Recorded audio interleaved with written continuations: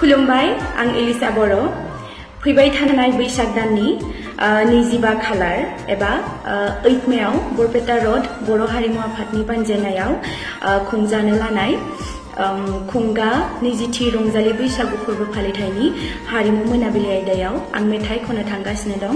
बेनिखायनो बै सानखालि बरपेटा रोड ओनसोलनि गासैबो रायजो राजा नोंथांमोनखौ लोगो मोनगोन होननानै मिजिंथिबाय।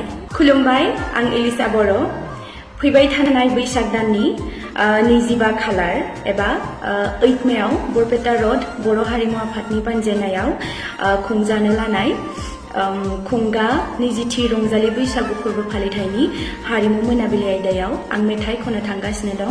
बेनिखायनो बै सानखालि बरपेटा रोड ओनसोलनि गासैबो रायजो राजा नोंथांमोनखौ लोगो मोनगोन होननानै मिजिंथिबाय। इंराजि आयदानि सासे लोगो फोरोंगिरिनि गोनांथि जादों।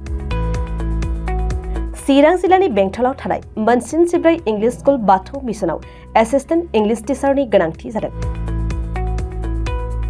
जायफोर फोरोंगिरि मावनो गोसो गुदुं बिथांमोनहा इंराजि फोरोंगिरि मासिनि थाखाय आरज खालामनो हागोन। बिनायसाया इंराजि आयदायाव मेजर लानायजों लोगोसे एमए नङाब्ला बिए उथ्रिनाय जानांगोन। लोगोसे बिएड नङाब्ला डीएलएड कर्स लानाय जानांगोन। फोरोंनायनि रोंगौथि थाखानाय आरो इंलिश मिडियाम स्कुलनि बिनायसाखौ गिबिसिनै खाबु होनाय जागोन। दान बान्थाखौ फरायसालि सामलाय आफाद एबा एसएमसीनि नेमखान्थि बायदियै सावरायनायनि गेजेरजों थि खालामनानै होनाय जागोन। गनायजाथाव बिनायसाफोरा गावनि रोखा फोरमायथिजों आरज बिलाइखौ 7002873919 मबाइल नम्बरनि गेजेरजों वाट्सएप एपआव दैथायहरनो हागोन। सायख'जानाय एबा थिसनजानाय फोरोंगिरिया स्कुल केम्पासनि सिङावनो थानांगोन।